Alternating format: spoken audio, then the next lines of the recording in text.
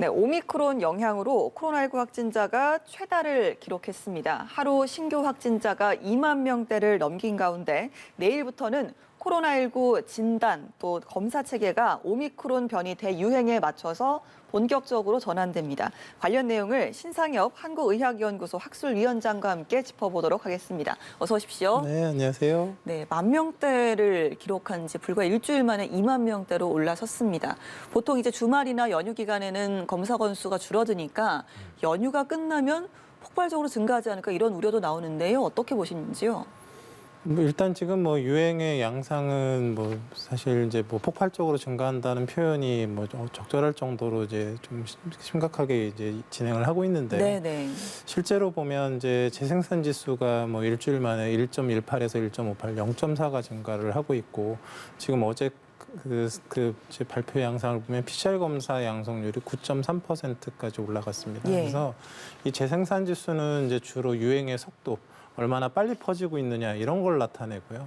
이 검사 건수당의 그런 양성률은 이 유행이 얼만큼 많이 퍼져 있느냐, 네. 유행의 범위를 이제 나타내는데 지금 유행의 속도도 빠르고 이제 범위도 굉장히 넓은 상황이라서 지금 내일부터 이제 검사 체계가 개편되기 때문에 확진자 수 세는 게 이제 사실 별 의미는 없는데 네. 이제 정상적으로 PCR 검사를 전부 다 진행했을 때라고 생각했을 때는 지금은 수일에 확진자가 2배 정도 늘어나는 그런 정도의 유행이 지금 진행되고 있다라고 판단할 수 있을 것 같습니다. 네, 폭발적인 증가세라는 말이 좀 어울릴 정도로 지금 또 많은 또 확진세를 보이고 있다는 말씀하셨는데 수도권이 지금 많은 부분을 차지하고 있습니다만 비수도권의 확산세도 심상치가 않거든요. 맞습니다. 지금 비수도권의 경우에는 확진자 규모가 의료 대응 역량을 넘어섰다라고 밝히기도 했습니다. 이 부분에 대해서 우려를 하지 않을 수가 없는데요.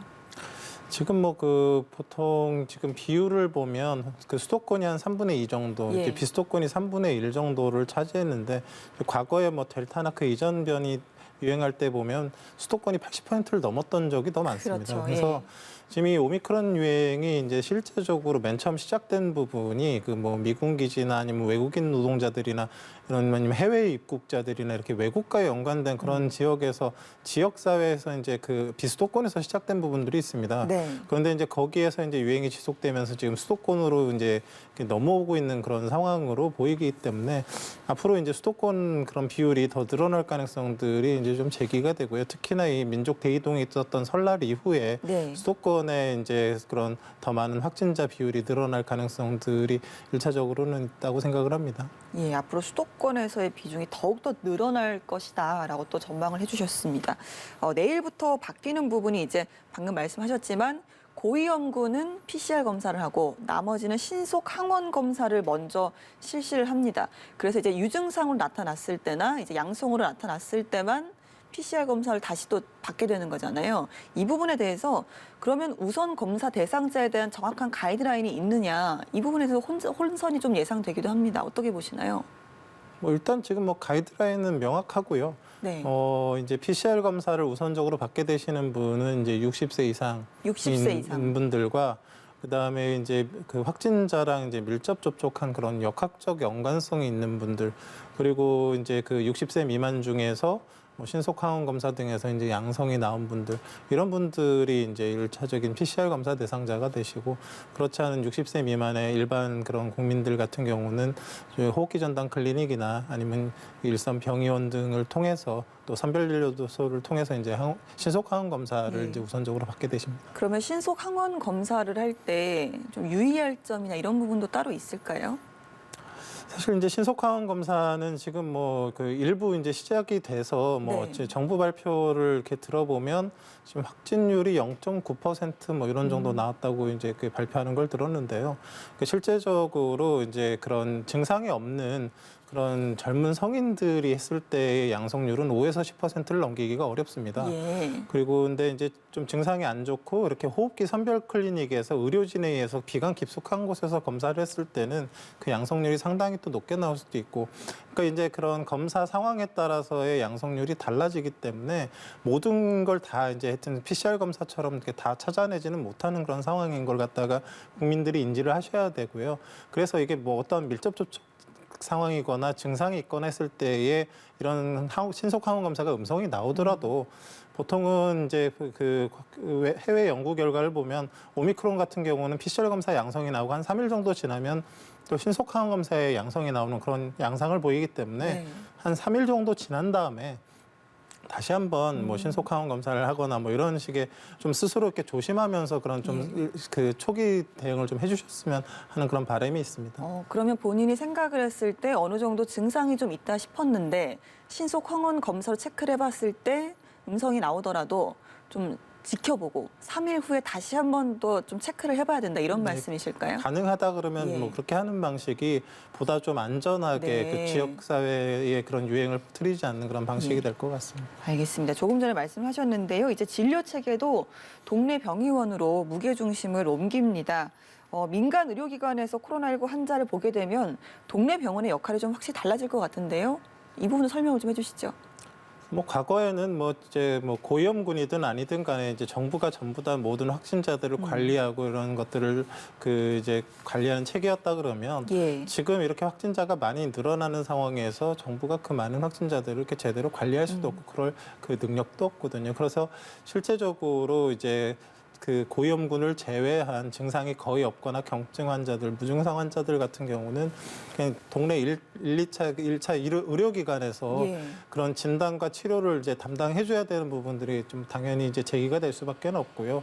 이제 기존에 마련되어 있던 이제 호흡기 전담 클리닉에 이제 더해서 이제 기존 병의원들이 이제 진짜 실제 코로나19의 진단과 치료에 참여를 해서 진단도 하고 치료하고 확진이 된 경우에는 가능하다 그러면 재택 치료까지 네. 그 이제 모니터링까지 또 이제 이런 동네 병의원이 담당하는 그런 체계들을 지금 구축하려고 노력을 하고 있고요. 이제 이런 부분들이 이제 최대한 빨리 좀 진행이 돼야 이런 확진자 급증을 좀 또 대응할 수 있을 거라 생각을 합니다. 예, 동네 병의원에서 이 부분에 대해 좀 제대로 치료를 할 수 있을까 분명 걱정하시는 분들도 계시거든요. 이 부분은 어떻게 생각하세요? 뭐 지금 코로나19 같은 경우는 이제 뭐 쓸 수 있는 약이 뭐 팍슬로비드나 람데시비르 뭐 이런 예. 정도입니다. 그래서 이제 그런 그 약물 투여 대상이 되는 사람들 같은 경우는 1차적으로 PCR 검사를 하도록 지금 정부가 하고 있기 때문에 그 동네 병원에 방문하는 어찌 보면 그런 상대적으로 위험성이 적은 분들 같은 경우는 코로나19가 확진이 되더라도 뭐 입원하거나 그럴 가능성이 거의 없고 이제 혹시나 이제 중간에 악화되는 그런 상황에 대한 적절한 모니터링과 이제 의료진의 그런 점검이 필요한데 네네. 뭐 그런 정도의 그런 점검은 사실은 뭐 동네 병의원에서도 충분히 할 수 있는 그런 수준이기 때문에 이제 그런 것들이 이제 동참을 잘 동네 병의원의 동참을 잘 이렇게 유도하고 이제 이렇게 만들어가는 것들이 필요하다고 생각을 합니다. 알겠습니다. 자, 말씀하신 코로나19 먹는 치료제 화이자사의 팍스로비드 11,000명분이 어제 국내에 도착을 했습니다. 복용자의 80%가 굉장히 좀 긍정적인 답변을 내놨고요. 또 주변에 적극적으로 복용을 권하겠다라고 했습니다. 이 부분에 대해서 좀 적극적으로 처방을 늘려갈 필요가 있다. 이 부분에 어떻게 보시는지요? 그 팍슬로비드가 이제 임상 3상 시험을 할 때 보면은 이제 대조군하고 이제 비교를 합니다. 부작용이 네. 얼마나 많이 나타나느냐. 근데 팍슬로비드를 투여했던 군이 사실은 위약군보다 부작용이 더 적게 나타났던 부분들이 있거든요. 네. 그래서 어느 정도 이제 임상 시험 하에서 안전성은 좀 확보가 되어 있는 약입니다. 그리고 이제 실제 우리나라에서도 이제 뭐 초기에 그런 뭐 방역 당국의 점검이긴 하지만 뭐 거의 뭐 이제 80% 이상은 바로 호전이 됐고 그 사용했던 사람들의 96.4%는 다른 사람에게도 좀 복용하라고 권해주고 싶다 뭐 이러고 있거든요. 네. 그런데 이제 이게 지금 약은 참 좋은데 이게 이제 병용 금지 약이랑 이런 약물 상호작용 이런 부분들 때문에 사실 이제 충분하게 이제 활용이 되지 못하는 경우들이 네네. 이제 잘 벌어지고 있어서 그래서 이제 좀 들어온 그런 물량들을 이렇게 조기에 빨리빨리 이제 그 적절한 분들에게 투여받을 수 있게 이제 만드는 체계들을 조금 더 점검을 해야 될 것 같습니다. 알겠습니다. 지금 오미크론이 지배종이 된 상황에서 스텔스 오미크론이 국내에서도 처음으로 6건 발생을 했습니다. 이제 오미크론이랑 비교를 했을 때 이제 감염성이 2배로 강하다. 이 부분이 좀 가장 큰 특징인데 치명률은 큰 차이가 없다라고 하더라고요. 맞습니까? 그래서 이제 뭐 오미크론 그 발견 당시에 뭐 스텔스 오미크론이라고 뭐 요즘 애칭은 뭐 애칭이라고부터는 있지만 사실 거의 4촌쯤 되거든요. 4촌? 네, 근데 이제 그 일부 이제 유전자가 한 아미노산이 한 20개 정도 이상 좀 몇 가지 바뀐 부분들이 있어가지고 그 좀 특징이 약간은 다르게 나타나고는 있는 것 같습니다. 실제로 뭐 인도나 남아공이나 뭐 덴마크 이런 지역에서는 네. 이제 오미크론보다 이제 지금 얘기하는 스텔스 오미크론이 우세종화되어 있는 네. 상황이거든요. 그럼 뭐냐면은 오미크론보다 전파력이 더 높기 때문에 우세종이 가능한 부분이거든요. 그래서 뭐 일부 이제 해외 연구에 의하면 뭐 2배까지는 아니고 뭐 1.5배, 뭐 18% 이런 정도쯤 이제 오미크론보다 이제 전파력이 강하다 뭐 이런 보고들은 하고 있는데 아직은 그 제대로 된 연구 결과는 아니고요. 네. 근데 실제적으로 해외 상황을 봤을 때에 그 우세종 전환이 되는 양상을 보면 전파력이 기존 오미크론보다 약간 더 이제 좀 높을 수 있겠다라는 거는 이제 확인을 할 수가 있고요.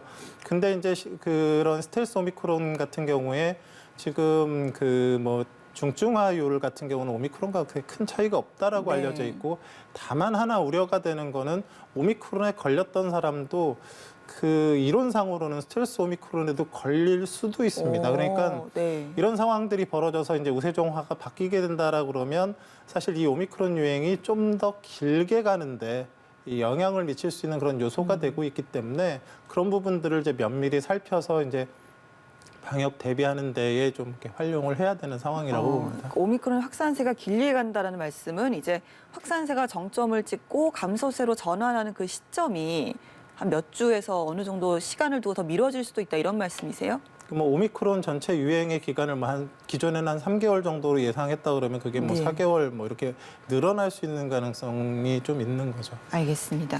자, 세계보건기구 WHO 사무총장이요. 코로나19에 대해서 승리를 선언하거나 전염을 막기 위해 노력을 포기하는 건 시기상조다라고 했습니다. 일부 국가에서 좀 오미크론 변이가 덜 위험하고 또 백신 접종률이 높다 보니까 좀 방역 규제 완화에 나서고 있는 점 이 부분에 대해서 경고를 한 것으로 보이는데요. 여기에 대해서는 동의를 하시는지요? 사실 이제 뭐 각 나라마다 이제 상황이 좀 많이 다른 것 같습니다. 이제 덴마크 같은 경우는 뭐 인구가 500만 명 좀 넘는데 아직도 네. 하루에 확진자가 5만 명이 넘어갑니다. 네. 그런데 모든 방역 조치를 다 해제를 했거든요.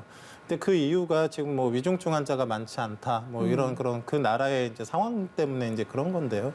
이제 그 각 나라별로 사실은 뭐 이게 오미크론의 유행도 유행이지만 그런 경제적인 타격이나 이제 그런 사람들의 그런 불편함 이런 부분들도 또 고려 요소가 되기 때문에 이제 그런 이제 WHO에서 얘기하는 거는 그런 그 방역 완화의 상황에서 대규모 유행이 계속되게 된다 그러면 그 예. 바이러스가 계속 복제되면서 새로운 변이가 나오고 그럼 기존에 이제 우리가 획득했던 그런 면역들이 또 무력화되거나 백신이 무력화되면서 전 세계적인 오미크론 이후의 변이 대유행까지도 이제 고민을 해야 되는데 그런 현상들이 생길 수가 있기 때문에 이제 우려를 표명을 하는 거고요. 각 나라의 상황에 맞춰서 이제 그 방역 대응 체계는 다 이제 탄력적으로 조정이 될 수밖에는 없는데 이게 너무나 다 풀어버리는 그런 상황까지는 사실 조금 시기상조는 아닌가 이런 개인적인 생각은 듭니다. 알겠습니다. 오미크론 영향으로 국내 코로나19 확진자가 2만 명을 넘겼습니다. 지금까지 신상엽 한국의학연구소 학술위원장과 함께 관련 내용 짚어봤습니다. 고맙습니다. 네, 고맙습니다.